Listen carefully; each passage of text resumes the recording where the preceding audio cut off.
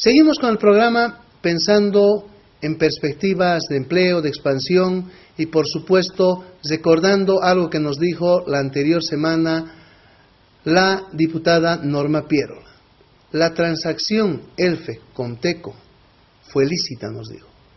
Nos explicaba su versión que tenía contraposición a otro entrevistado que tuvimos en el programa Gestión y Desarrollo, al diputado Víctor Gutiérrez, que es el presidente para el análisis de los Panama Papers, que mostró otro tipo de indicios en función de algunos elementos de este contrato.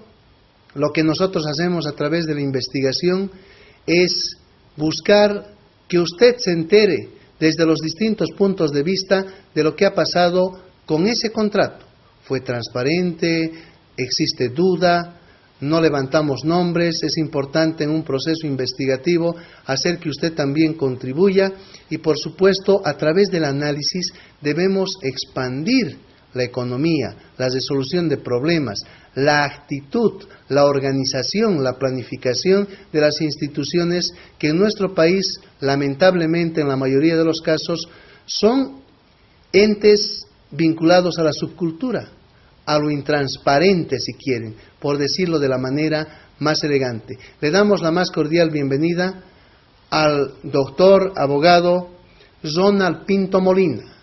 Él ha hecho bastante análisis de esta situación, es accionista de Comteco y siempre en ese ámbito del pensamiento positivo vamos a darle la bienvenida y por supuesto ir interactuando para que usted, accionista de Comteco y ciudadano cochabambino boliviano, pueda tener mayor confianza y credibilidad a través de la gestión de la información y por supuesto las decisiones se toman en función de este aspecto. Bienvenido, doctor. Gracias, licenciado Mancilla. Pues un gusto estar aquí en su programa y muy agradecido por permitirme este espacio para poder dirigirnos a la población y especialmente a todos los socios de nuestra cooperativa Comteco para poder compartir la información que se tiene sobre el aspecto que usted menciona. Nos llama la atención el entender jurídicamente cómo se debe generar un contrato en función de la intervención de entidades que son parte o son dueñas de cierto tema de acciones, pero que están avaladas en el ámbito internacional. Existe un código de comercio, existen disposiciones en relación a la pirámide de Kelsen que se deben cumplir.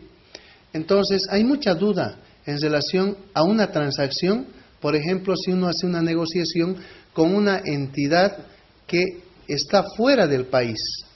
Entonces, ¿qué pasos se deben seguir? La ciudadanía se tiene que dar cuenta de estos elementos porque a veces, si existe el error jurídico, es imposible hacer reclamos en función de alguna compra o venta que se pueda dar en esta situación. Sí, evidentemente, para la firma de cualquier tipo de contrato donde se esté estableciendo una relación contractual entre una persona que transfiere un bien jurídico y otra persona que compre, evidentemente tiene que existir ciertas condiciones mínimas o básicas que garanticen la seriedad, la seguridad y la legalidad de ese contrato y de ese negocio jurídico. En el presente caso estamos hablando sobre el contrato de compra de acciones que firman representantes de la cooperativa Comteco con una empresa denominada Soelbo S.A., que en ese momento estaba representada por un ex ejecutivo del FEC, el señor Javier Urdaneta Cosal, y mediante el cual Comteco paga la suma de $17 millones por un conjunto, un paquete accionario en las empresas ELFE que integra. Bien, sin embargo, estimado, si me permite, para entrar en materia del contrato, es necesario que también se haga un análisis como una especie de introducción sobre la forma en cómo se ha tratado este tema, cómo los representantes de Comteco han analizado este tema desde sus antecedentes para luego hacer la transacción del Comteco y luego las cosas que han pasado posteriormente. Si me permite, he traído documentación y voy a hablar y voy a explicar a todos los socios de Comteco con la documentación en la mano. Tengo acá en manos que es el acta de reunión del Consejo de Administración de Comteco, que es de fecha 9 de abril del 2007. En esta acta del Consejo de Administración, si me permite, voy a leer los nombres. Participaron los señores Carlos Centeno, Orlando Jordán, Hugo Franco, Daniel Soriano, Ángel Valenzuela, Mauricio Méndez, Franz González, Carlos Salas, Jaime Valenzuela, y por otra parte directores suplentes Feri Arce, Jaime Dugarte y Néstor Valdivia, y el entonces gerente general de Conteco, Fernando Gamboa. En esta acta de fecha 9 de abril de 2007 se informan, estas personas reunidas, se informan que una comisión se habría reunido con el presidente Evo Morales y le habrían manifestado al señor presidente su intención de comprar acciones en Elfec. Y por respuesta personal del señor presidente les había indicado que no se puede lograr con los servicios públicos y servicios básicos y que la línea del gobierno es la nacionalización. Por lo tanto, estaba informando el señor presidente de que prácticamente Elfec iba a ser nacionalizada, que en ese momento, licenciado, si usted recordará, era ya prácticamente una situación pública, que la gente ya conocía y que se iba enterando de que Elfec iba a ser nacionalizada. A consecuencia de este informe que da la comisión, los miembros del Consejo de Administración analizan y dicen ellos mismos, ¿para qué vamos a comprar Elfec, acciones en Elfec, si se va a nacionalizar? Va a haber muchos problemas, los socios nos van a culpar, nos van a responsabilizar, es mucho problema, no hay necesidad siquiera de hablar de ese tema. Entonces lo dejan así, analizan y ven la conveniencia de no hacer nada, porque evidentemente si se va a nacionalizar, uno se preguntaría ¿para qué comprar? Es una cuestión muy lógica. Sin embargo, de ello, dentro de la documentación con la que contamos, tenemos esta otra acta, que es una acta también de una reunión del Consejo de Administración del 9 de abril del 2008, es decir, un año después exactamente, la anterior era del 9 de abril del 2007.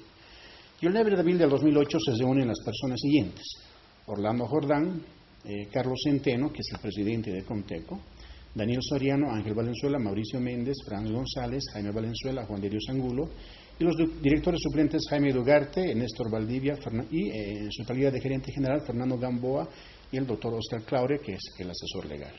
Bien, lo que un poco nos llama la atención de esta reunión del Consejo de Administración es que no hay ningún antecedente entre el 7 de abril del 2008, el 9 de abril del 2007 al 9 de abril del 2008 donde se hubiera nuevamente tratado este tema, donde se hubiera analizado cuál fue la posición anterior de mejor no hacer nada porque se iba a nacionalizar, y directamente se hace esta reunión ya para analizar la compra directamente.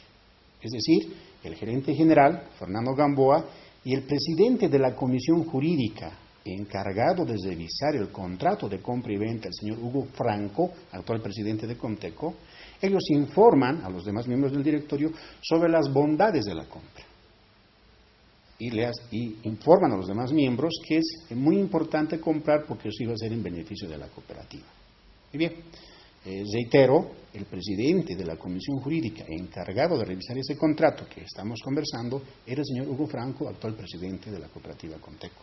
Muy bien, entonces acá directamente pasan a analizar las bondades de la compra y por decisión de todos, sin que nadie observe nada, autorizan la compra a la empresa Suelvo.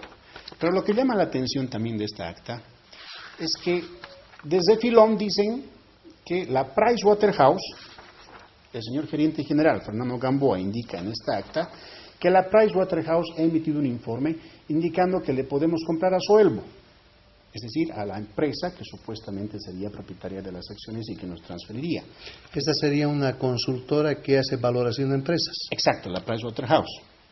Entonces, sin embargo, lo que nos extraña es que nadie pregunta acá en esta reunión quién es Suelvo o qué es Suelvo. Porque en ningún momento de la reunión se habla de Suelvo. Solamente al final dice el señor Fernando Gamboa, y la Pricewaterhouse dice que le podemos comprar a Suelvo, que todo está legal. Bueno, entonces saldremos de la duda, cualquier director diría, ¿y por qué dice eso? ¿Quién es Suelvo? ¿Cómo es dueño Suelvo de las acciones en Elfec?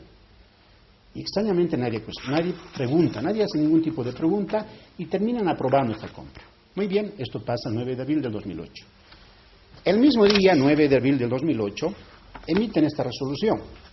Es una resolución del Consejo de Administración que está firmada por los señores Carlos Centeno como presidente, Orlando Jordán como vicepresidente, Hugo Franco como secretario general, Daniel Soriano Lea Plaza como tesorero, Mauricio Méndez como vocal titular, Franz González vocal titular, Ángel Valenzuela vocal titular, Juan de Dios Angulos, representante laboral, y Jaime Valenzuela, representante laboral.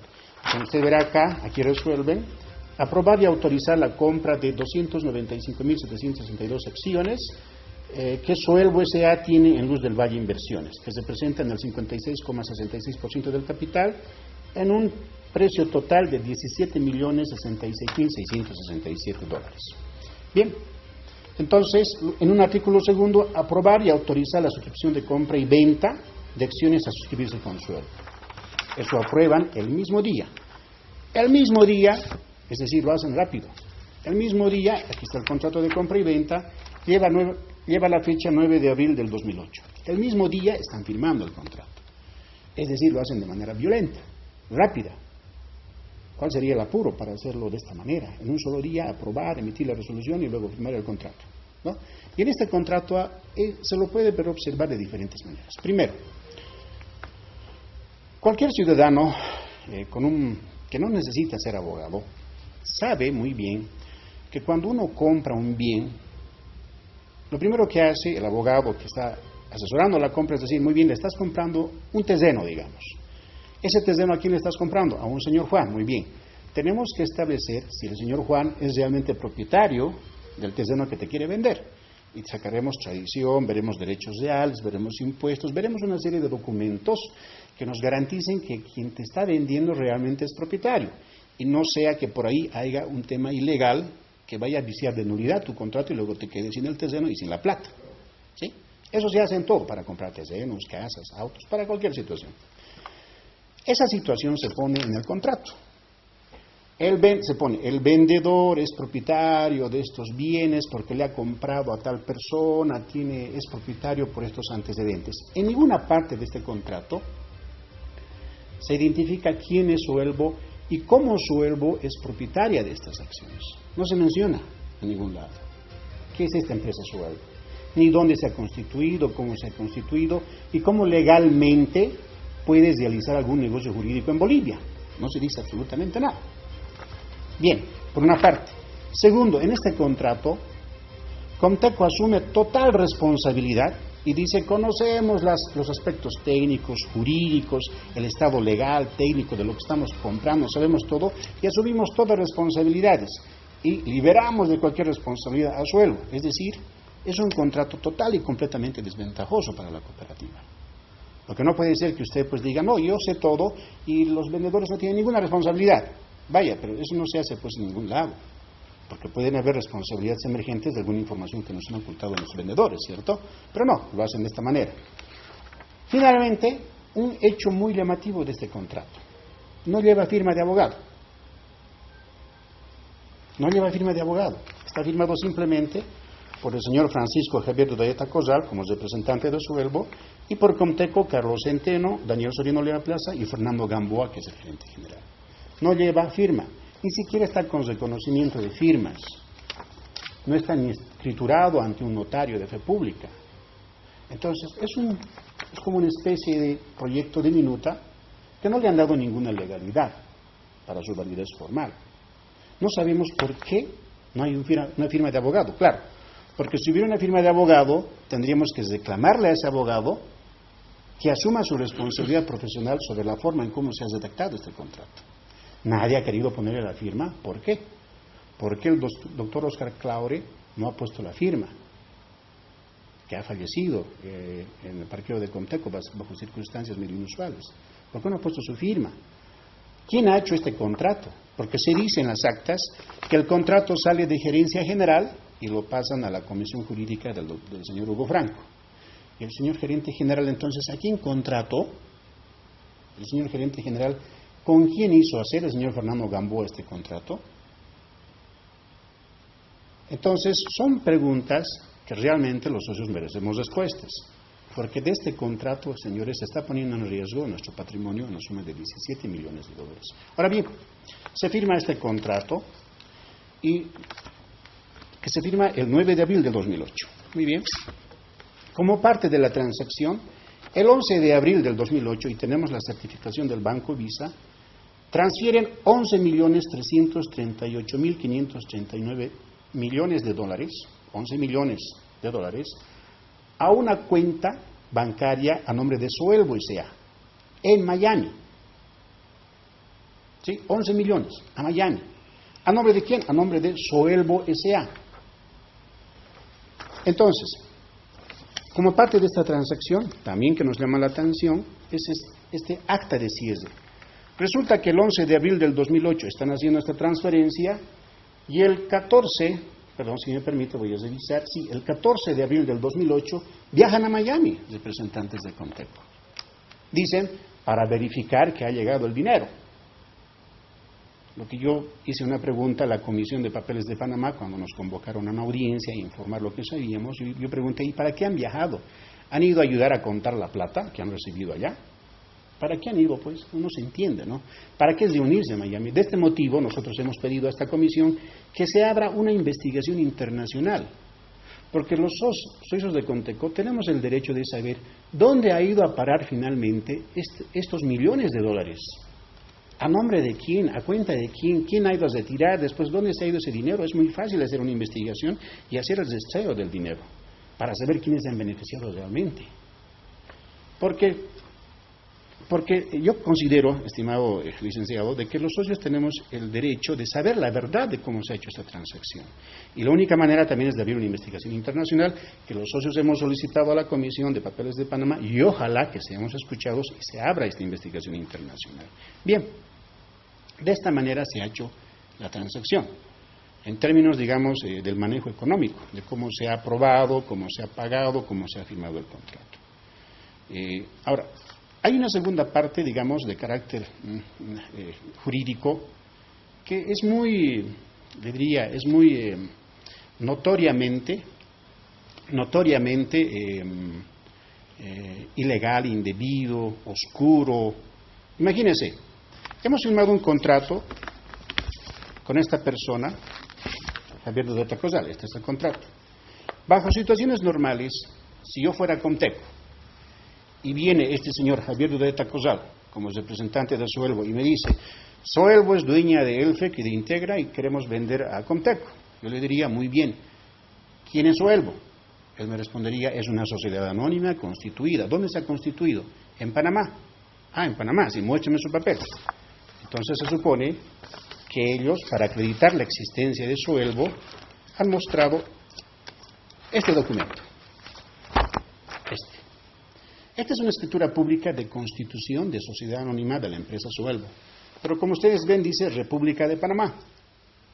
Y aquí ya dice Mossack Fonseca, que es el estudio jurídico vinculado al escándalo de los papeles de Panamá, que se ha destapado internacionalmente. Estudio jurídico que ha organizado a nivel mundial, ha asesorado a la organización de diferentes empresas offshore, empresas fantasma, empresas de papel, ya sea para lavar dinero, para ocultar dinero, etcétera, etcétera, ¿no? Para una economía oscura que se maneja dentro del ámbito del crimen organizado. Entonces, han tenido que mostrar ese documento. Si yo fuera Conteco le diría, oiga, para que su papel tenga validez en Bolivia y yo pueda negociar con Soelvo, este papel primero tiene que legalizarlo, porque esto es un papel de Panamá. Y los documentos, según nuestras leyes, extendidos en el exterior, no tienen validez en Bolivia si por lo menos no están legalizados vía consulado o cancillería. Por lo tanto, vaya a Panamá, legalice en el consulado boliviano, luego lo trae acá y lo legaliza en la cancillería. Y recién tiene validez esto. Y como es una sociedad anónima, registra una funda empresa. No le han pedido ni eso. Ah, ¿y usted quién es? Yo soy Javier Dudeta Cosal. ¿Y usted cómo actúa? Yo soy apoderado. Primera pregunta, ¿no? ¿Y quiénes son los dueños? Porque está viniendo el apoderado a negociar, no los dueños. Pero bien, si usted es el apoderado, muéstreme su poder. Aquí está, este es mi poder, me diría. Lo mismo, señor Javier Dudeta. Si usted es representante apoderado de Soelvo, este su poder tampoco tiene ninguna validez acá en Bolivia. Legalícelo vía consulado o cancillería para que tenga valor legal. Mientras usted no legaliza estos documentos, yo no puedo realizar ningún tipo de negocio jurídico con usted, porque usted simplemente no existe en Bolivia, no tiene existencia jurídica.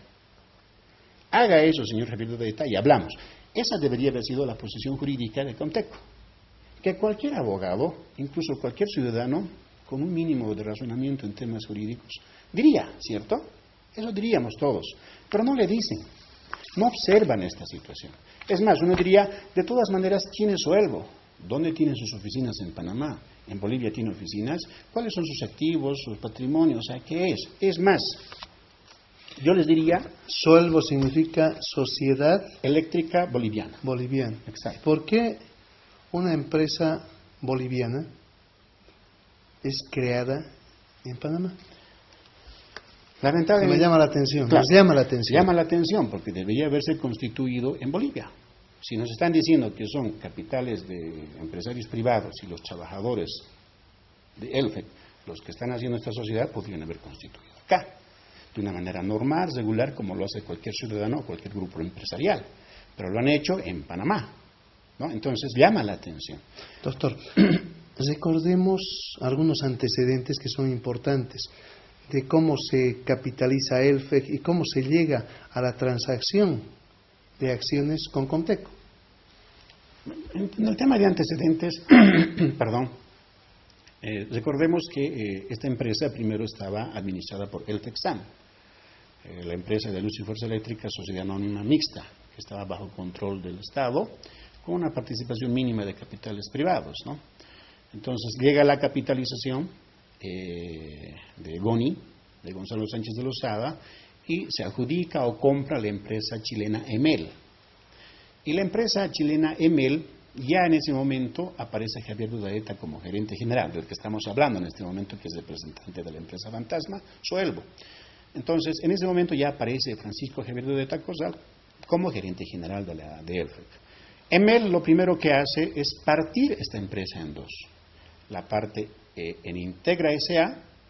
y la otra empresa ELFEC S.A., ¿no? Hace una, en términos comerciales, la llaman una, perdón, sabiendo el término. Bueno, la parten en dos. Y por una situación fraudulenta, ¿por qué lo hacen esto? Crean Integra y a nombre de Integra le ponen bajo su propiedad todos los bienes que se tienen. Terrenos, edificios, vehículos. Los activos fijos. Todos los activos fijos a nombre de Integra. Y ELFEC se queda como una especie de distribuidora de electricidad. ¿Por qué lo hacen eso? Porque hacen este ardid para que ELFEC le pague alquileres a Integra del uso de todos los bienes.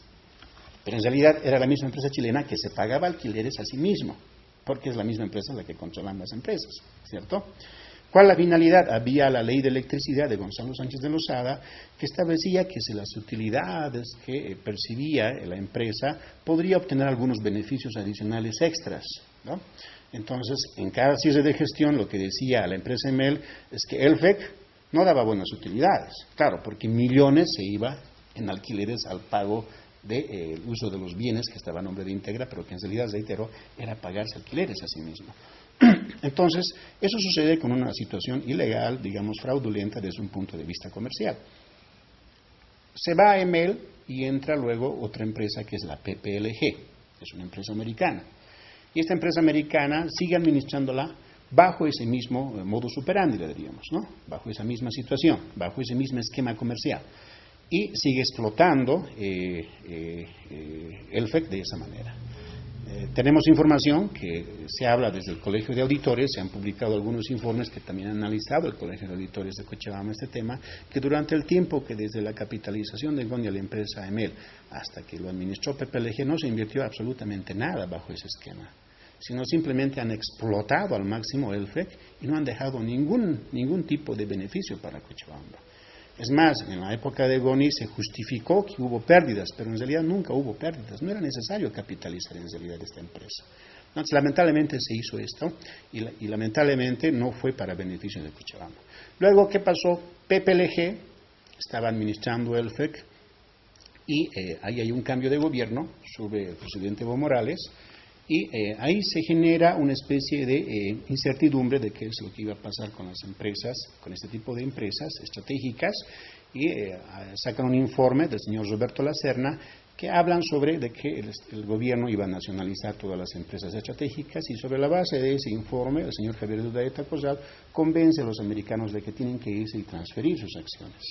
Hablábamos con Víctor Gutiérrez y en ese momento de nombrar a Roberto Lacerna, él generó un indicador de riesgo país nada favorable para la inversión extranjera, y por eso que también se da esta transacción, o por lo menos es el estímulo para la transacción de las acciones de Elfec. Claro, claro, y consideramos que desde ese momento ya empezó a tramarse este asunto, porque la idea nace, los espantamos a los gringos, perdón que hable así a la audiencia, pero lo diré de esa manera, los espantamos a los gringos y sobre la base de eso armamos esto.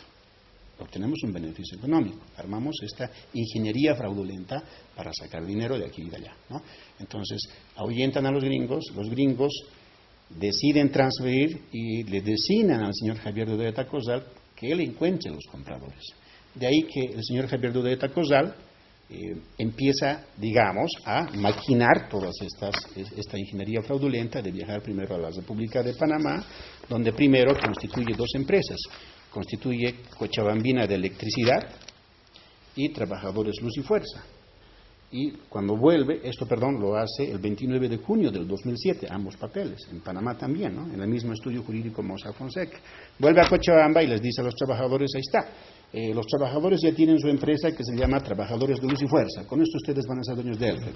Y un grupo de empresarios privados se constituye como Cochabambina de Electricidad, ellos van a poner dinero y vamos a poner un aporte para pagar a los gringos y se vayan y nos vendan todas las acciones.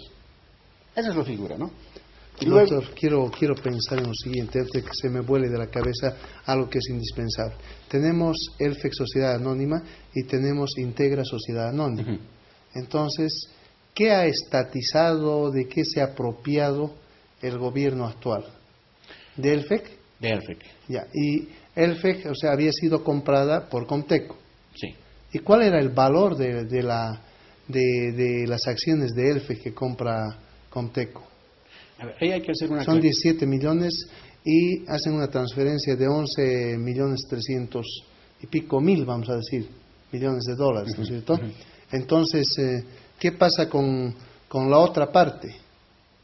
Claro, en realidad, cuando se van los señores de PPLG, la empresa americana, ellos transfieren sus acciones o ponen a la venta en 11 millones de dólares.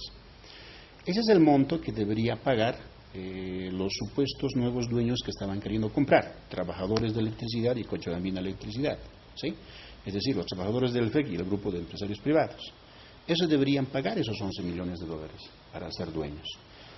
En otras palabras, los trabajadores deberían sacar de sus bolsillos un porcentaje del 40% y el grupo de empresarios privados deberían sacar de sus bolsillos el otro 60% y pagar a los gringos. Pero ¿qué es lo que sucede? Es muy importante esto para llegar a lo que pregunto. ¿Pero qué sucede? Como Javier Dudeta Cosal estaba bajo el control del FEC, lo que él hace es hipotecar todos los bienes del FEC. De Integra y del FEC. Hipotecan absolutamente todo. Y más el dinero que hay en cajas, más el dinero que hay en cuentas corrientes, etcétera, etcétera, llega a los 11 millones de dólares. Y esa transferencia es la que hace a PPLG. ¿Entiende? Entonces, ¿qué estamos diciendo en este momento? Que sin poner un solo peso, los ejecutivos del FEC luego sacan su papelito sueldo y dicen, ya somos dueños. Los trabajadores 40% y nosotros 60%, ya somos dueños, por lo tanto nosotros somos propietarios y podemos disponer de otras, hace todo el discurso, pero en el fondo ¿qué ha sucedido?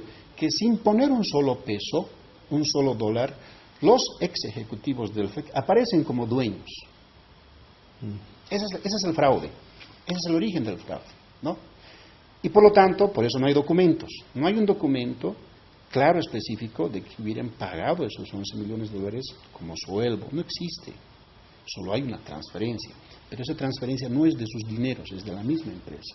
Ellos se apropian de estas acciones del FEC Integra, de esos 60%, y ese 60% del cual se han apropiado fraudulentamente le transfieren luego a Comteco en 17 millones de dólares. Entonces, manejando un ejemplo, es como si hubieran robado un auto. El auto robado lo transfieren a Comteco. Y los de Comteco no han pedido papeles del auto, que es lo más extraño, ¿no? Entonces, es así como se hace el fraude. Ahora, respondiendo a su pregunta, evidentemente hay 11 millones que hubieran recibido los gringos y 17 millones que se hubieran transferido a Comteco. Ese es el precio que han acordado.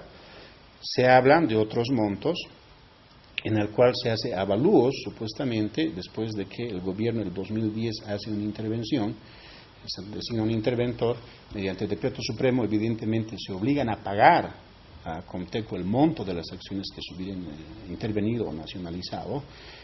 Se hace una especie de conciliación entre el Estado y los miembros de Comteco. Comteco presenta un avalúo de 37 millones de dólares, el Estado presenta otro avalúo de 7 millones de dólares, entonces empiezan a negociar y empiezan a charlar. Pero a la par de la negociación, a este lado ya se había descubierto la presencia de sueldo, ¿entiende? Se designa un interventor, el señor Álvaro Herbars Camacho, y él empieza la investigación. Empiezan a analizar qué había pasado en el FEC y presenta su denuncia penal. Entonces, resulta que ambas cosas estaban caminando al mismo tiempo, las negociaciones y el proceso penal. Pero se estancan las negociaciones y el proceso penal sigue avanzando. Hay una imputación formal. Y ahorita está con acusación formal. Y esa imputación y esa acusación y ese proceso que se inició por parte del Estado mediante el FEC contra los ex ejecutivos de Suelvo nunca nos informaron a los socios de Comteco. No sé si algún diputado o senador tenía conocimiento de ese proceso, pero de forma objetiva, porque dentro de ese proceso ya se ponen en riesgo los intereses de Comteco, porque en la acusación formal, licenciado, que se ha presentado dentro de ese caso, ya hablan de que se ha transferido, de que Suelvo, una empresa fantasma, una empresa ilícita, aquí está la acusación formal del proceso 1, llamaríamos, el FEC. En esta acusación formal, que es contra los ex ejecutivos del FEC, ya se habla de que estos personajes han legitimado ganancias ilícitas al transferir estas acciones a Comteco. Ya lo dicen. Y si están diciendo eso, están diciendo que Comteco ha comprado algo ilícito, algo ilegal. Entonces, esto nunca nos han avisado. El que debería habernos avisado oportunamente de esto es, por ejemplo, el señor arquitecto Jaime Ugarte, porque a él le han notificado con este proceso.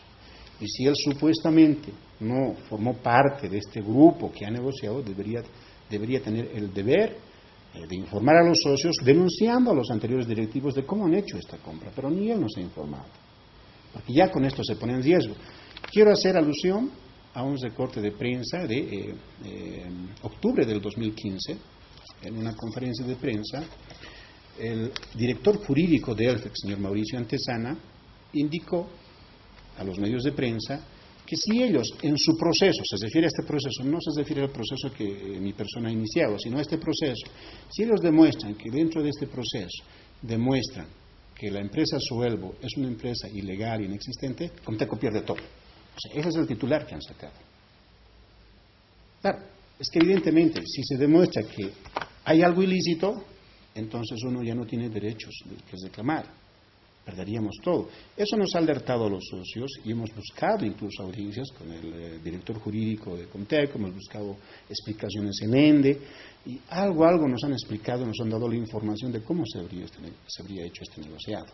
Entonces, lo que nos preocupa a nosotros es que lamentablemente hay representantes cívicos y hasta parlamentarios que parece que no tienen toda la información completa.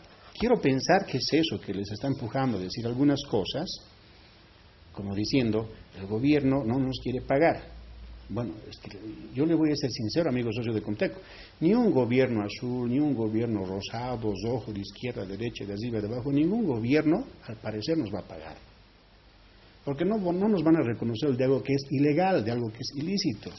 O sea, acá los que pagarían o devolvieran la platita tendrían que ser los exdirectores, todos los que han participado en este aspecto de consolidar o encaminar el contrato con esa empresa dudosa, la vamos a llamar. Por supuesto que sí, yo me hago responsable de mis palabras y después de hacer este análisis objetivo, llenarme de antecedentes y hacer un análisis jurídico pero objetivo, sin apasionamientos y pensar con la cabeza antes que el hígado, llego a la conclusión de que los que tienen que devolvernos esa plata son los ex ejecutivos de Comteco que han autorizado esa compra y están identificados. Nosotros tenemos una imputación formal. Algo que no le comentamos a los socios, que mi persona presentó una denuncia penal por estos hechos. Lo presentamos en abril del 2015 y como producto de esa denuncia salió esta imputación formal de septiembre del 2015 y aquí ya se ha imputado a directivos de Comteco. ¿Quiénes son los imputados? Juan de Dios Angulo Lizázaga, Franz González Zurita, José Ángel Valenzuela Solís, Jaime de Ugarte Lascano, Jaime Valenzuela Mercado, Carlos Centeno Heredia, Edgar Daniel Soriano Lea Plaza, Orlando Jordán Quiroga, Mauricio Méndez Zoca, Álvaro Fernando Gamboa Chá, Víctor Hugo Franco García. Estas personas son miembros del Consejo de Administración de esa época que autorizaron y suscribieron la compra de acciones con la empresa Fantasma Sueldo. Desde mi punto de vista jurídico, estas personas tienen que devolverlo esos 17 millones de dólares a Conteco. Estas son las personas, señor socio. Esa es mi opinión personal. ¿Y cuál es el argumento que han generado en esta investigación penal los sujetos que son parte, digamos, de la misma? Uno de los argumentos justificativos de defensa que manejan es de que habrían contratado a la consultora Pricewaterhouse, quien les habría hecho un análisis integral y les habría dado un visto bueno para que puedan comprar. Es decir, ellos dicen, hemos comprado a la mejor firma del mundo internacional que ha hecho un informe legal, jurídico, técnico, revisado todo, y nos han dicho que todo está bien y que compremos. Pero bien, eso se cae por su propio peso. Porque aquí yo tengo el informe de la Pricewaterhouse, que es este. Se llama un informe de due diligence, ¿no? Y es un informe de la Pricewaterhouse que ya de entrada, de inicio, licenciado, dice la Pricewaterhouse, nosotros, la Pricewaterhouse, estamos dando un informe respondiendo a los aspectos que ustedes nos han consultado y sobre la base de la información y documentos que nos han pasado. No nos hacemos responsables de cualquier otra situación que no nos hubieran informado, de cualquier documentación que no nos hubieran pasado. Por lo tanto, eso es responsabilidad del contratante. ¿Qué están diciendo con eso? Que les estamos respondiendo lo que nos están preguntando. Y en función de lo que nos pregunten, ustedes van a tener respuestas. Entonces, evidentemente acá, en este informe de due diligence, ¿qué le dicen? Claro, que Elfec es una buena empresa, tiene utilidades, tiene un buen patrimonio, que si ustedes compran van a tener este tipo de utilidades. O sea, es un buen negocio comprar Elfec. O sea, a todas luces es bueno que compren. Pero se valora la empresa, según Norma Pierola, en anterior entrevista, el domingo pasado, en 40 millones de dólares. No hay acá, en este informe de la Pricewaterhouse no hay un informe sobre una valoración. Y hay una transacción, digamos, redondeando de 18 millones de dólares. Claro. Que equivale al 60%, según la expresión de la diputada. Entonces, aquí hay una incoherencia en términos matemáticos, lógicos, ¿no? Pero por supuesto que sí. O sea, este no es un informe de valoración de la empresa. Es un informe del estado patrimonial de la empresa, que es muy diferente. O sea, son dos cuestiones muy diferentes. Pero se lo está haciendo con la finalidad de establecer si es un negocio que vale realizarlo. Pero ¿cómo uno genera una transacción, digamos, una compra? Tiene que valorar la empresa. Claro. Entonces tiene que contratar una consultora que le valore la empresa y que aproveche, si quieren, la expectativa de un riesgo país desfavorable, en este caso. ¿Para qué? Para que exista una transacción y una transferencia de acciones a un precio que puede ser menor en función de la valoración, para que se genere ganancia y expectativa a futuro. Exacto. Aquí se debe referir a lo siguiente, la estimada diputada. Dentro del informe hay un resumen de los hallazgos obtenidos, dice. Total, ajustes identificados, que es pasivos tributarios, pasivos laborales, hace una resta y hace un total patrimonio ajustado de 48.877.335. Más de los 40 que indicaba. Exacto. Entonces, ya, está bien. Hay un total patrimonio. Pero, ¿a qué queremos llegar? Este es un informe, por eso, de la situación de la empresa como tal, desde un punto de vista económico. Pero a la Pricewaterhouse nunca le han preguntado, señores Pricewaterhouse, y queremos saber si hay algún riesgo de que le compremos a Soelvo. Si le hubieran preguntado eso a la Pricewaterhouse hubiera dicho, muy bien, para responderle a eso necesitamos documentos de Soelvo. Porque si le van a comprar a esa empresa y esa empresa es la propietaria, tendríamos que analizar a esa empresa y sus condiciones de cómo está, ¿cierto? Iban a pedir sus documentos de constitución, sus activos pasivos, estados financieros, alguna documentación que les permita hacer un análisis de Soelvo. Pero no le preguntan. No le han preguntado nunca a la Pricewaterhouse si podrían comprarle a Suelvo. Por lo tanto, como no le preguntan, si se acuerdan, amigo televidente, en el acta del 9 de abril del 2008, el señor Fernando Gamboa mintió cuando dijo en el Consejo de Administración, la Pricewaterhouse dice que le podemos comprar a Suelvo. En ninguna parte de este informe de la Price dice o se manifiestan de que pueden comprarle a Suelvo. Entonces, ahí está el tema. No le preguntan. Entonces, si no le preguntan, es una actitud dolosa no hacerlo. No quieren hablar de Suelvo. Entonces, este es el justificativo principal que han manejado. La Pricewaterhouse ha hecho este informe, ha dicho que podemos comprar, sí, pero a la Price nunca le preguntaron a quién estaban, si había algún riesgo de comprarle a la empresa Suelvo S.A. Nunca le preguntaron. Y por lo tanto, la Price nunca hizo ningún análisis de riesgo para comprarle a Suelvo. Ningún análisis. Entonces, ese es un argumento que se cree por su propio peso porque estos documentos establecen esa situación. Otro de los argumentos que manejan es de que los socios habríamos aprobado la compra. Sin embargo, de la revisión de las actas de la Asamblea de Socios, nunca hemos aprobado la compra. El reglamento de adquisiciones de Comteco dice que cualquier compra que supere los $1 millón, evidentemente tiene que ser aprobado por la Asamblea de Socios. Y en este caso, la Asamblea de Socios nunca aprobó. Pero luego justifican, sí, pero después de comprar hemos llevado a la Asamblea de Socios y los socios han aprobado después. A ver, un momentito. El reglamento dice aprobación antes de comprar, no después de comprar. Y en todo caso, no creo pues que a los socios le hayan informado, hemos comprado a Suelvo, hemos comprado en estas circunstancias, apruébanos lo ilegal, no han dicho, ¿no ve? O sea, es imposible que se apruebe de esa manera.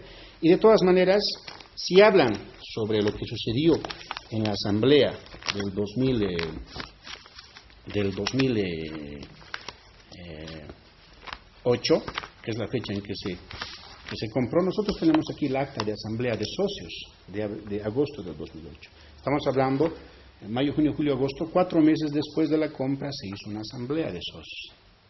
Y en esta asamblea de socios, lo que más nos llama la atención, estimado licenciado, es de que aparece el señor Marcelo Aldunate. ¿Quién es Marcelo Aldunate? Marcelo Aldunate es presidente del Consejo de Vigilancia actual, los que fiscalizan. Pero también era presidente del Consejo de Vigilancia en la época que se compraron las acciones. O sea, el señor Marcelo Aldunate es un consejero de vigilancia eterno y por lo que hemos visto nunca fiscaliza absolutamente nada.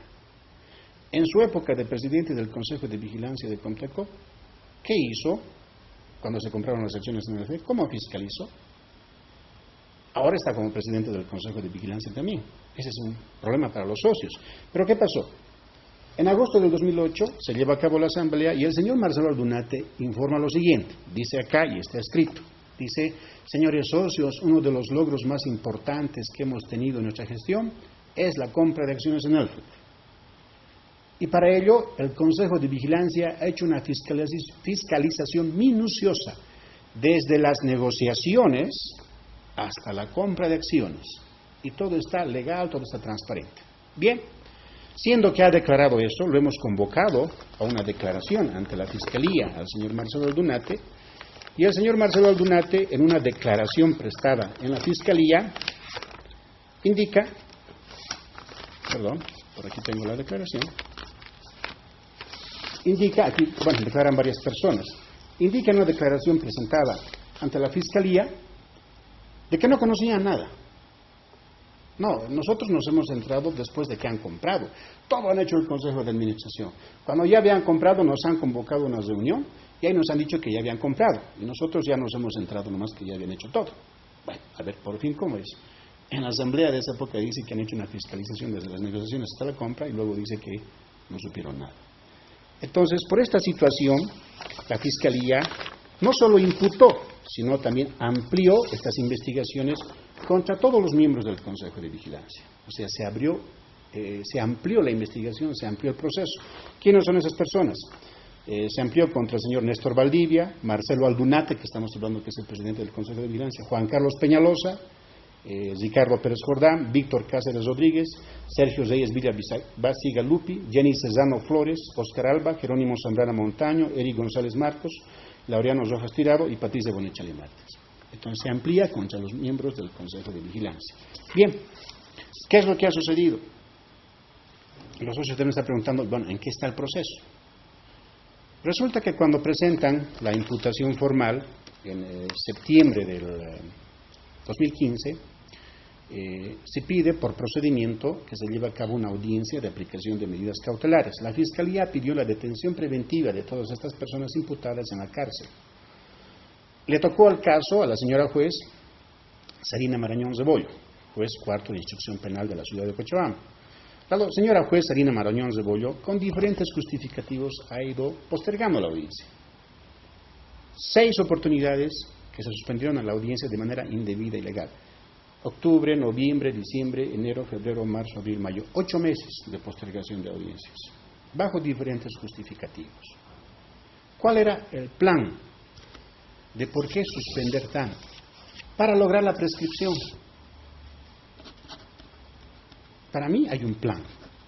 Que un juez vaya postergando las audiencias de manera pero solapada, arbitraria y con una sinvergüenzura total, al extremo de que en una oportunidad, señor licenciado, dice, vamos a suspender la audiencia porque ha faltado un abogado, pero le designa un defensor de oficio. A la siguiente audiencia dice, viene el defensor de oficio, están los defensores de oficio porque no vienen algunos abogados defensores como parte de la chicanería. Dice, no, igual suspendemos porque los procesados tienen el derecho de estar con sus abogados de confianza, cosa que nunca había visto en ninguna audiencia, pero igual suspende. Llegan los 8 meses, llega mayo del 2016, lo suspende esta fecha, y todos han presentado una solicitud de prescripción del delito. La ley dice que los delitos prescriben a los 8 años, y manejan el criterio de que como el contrato se firmó en abril del 2008, a abril del 2016 son 8 años, por lo tanto ha prescrito. Lo dicen a coro en diferentes memoriales y piden la prescripción y la juez finalmente acepta y prescribe y los libera. Entonces, lamentablemente estamos en esa situación. Nosotros, ante esa resolución que ha emitido la juez, lo que hemos hecho es interponer un recurso de apelación. Y ese recurso de apelación está en trámite, va a haber una autoridad judicial que va a resolver este tema. Ya me han adelantado qué es lo que va a resolver, tenemos información que nos diga de cómo se maneja estas cosas, ya nos han adelantado que prácticamente este asunto lo van a cerrar y los socios lo único que tenemos que hacer simplemente es denunciar para que estas cosas no pasen. Lamentablemente estamos ante un poder judicial en Cochabamba que está pero totalmente, con excepción de algunos buenos jueces, pero en su mayoría lamentablemente se están prestando a encubrir los delitos, a encubrir los actos de corrupción que hay en Cochabamba. Entonces estamos frente a una pelea frontal contra un grupo, llamémosle organizado, de personas que tienen diferentes vinculaciones con diferentes partidos políticos, porque es así. Estos señores, si entra un gobierno rosado, se vuelven rosados. Si entra un gobierno naranja, se vuelven naranjas. Si entra un gobierno azul, se vuelven azules. Saben manejar estas cosas. Tienen operadores políticos, tienen gente que pueden conversar por aquí y por allá. Hay un grupo de abogados que hacen unos trabajos especiales de contactar a determinados dirigentes.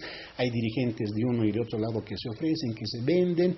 Entonces, lamentablemente, este tema nos ha demostrado cuál es el nivel de corrupción que hay en Cochabamba. Doctor, nos pisó el tiempo, bastante interesante, objetivo desde un punto de vista legal.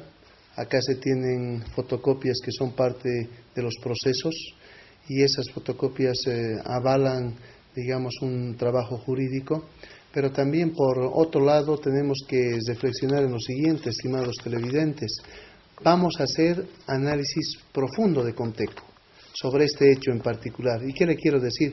Vamos a invitar al doctor Hugo Franco, a Fernando Gamboa, al presidente del Consejo de Vigilancia, de tal manera que también den su argumento, que es importante, para que seamos muy objetivos en el manejo del análisis del hecho noticioso, para que en definitiva nosotros generemos información que pueda servir para tomar decisiones. Acá no tenemos nada particular. Más bien lo fundamental es tratar de generar la expansión de Conteco, de cuidar su patrimonio, sus intereses. Lo dijo desde esa óptica el doctor Pinto, y me parece indispensable generar trabajo en equipo de tal manera que se vayan esclareciendo los hechos que son anómalos. No se puede perder patrimonio, no se puede, si quieren, hacer decrecer una institución que es generadora de empleo y, por supuesto, de bienestar en una sociedad. Gracias, doctor. Muy buenas noches. Gracias a usted, licenciado. Pues siempre prestos de volver y dar la información y aclarar todos los aspectos sobre este tema. Estimados televidentes, bendiciones, muy buenas noches.